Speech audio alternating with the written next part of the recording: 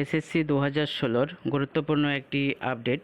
26,000 যে চাকরি বাতিল হয়েছিল এবং কেসটি রাজ্য সরকার সুপ্রিম কোর্টে দ্বারস্থ হয়েছিল।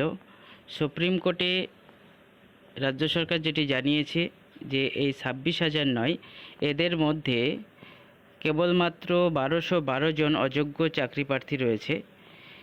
এই 1212 জনের চাকরি প্রার্থীর নাম, রোল নম্বর সুপ্রিম কোর্টে জমা করেছে এসএসসির তরফ থেকে। এবং এসএসসি যেটা করেছে, এদের নাম, রোল নম্বর জমা করেছে, কিন্তু ওএমআর যে বিকৃতি, সেই ওএমআর বিকৃতি নিয়ে কোনো রকম তথ্য কিন্তু এসএসসি জমা করেনি সুপ্রিম কোর্টে। এই 1212 জনের মধ্যে কোন পোস্টে কতজন অযোগ্য, এখানে লিস্টটি আপনারা দেখে নিন।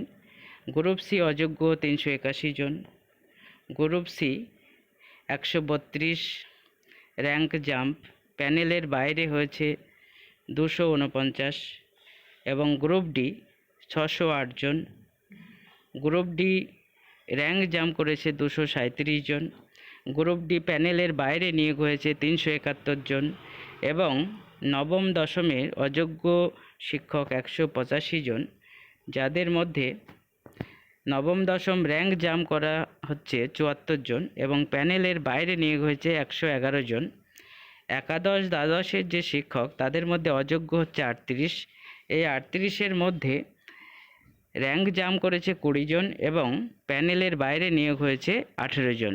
এই হচ্ছে এসএসসির তরফ থেকে সুপ্রিম কোর্টে রিপোর্ট জমা করা হয়েছে এদের অযোগ্য বলে।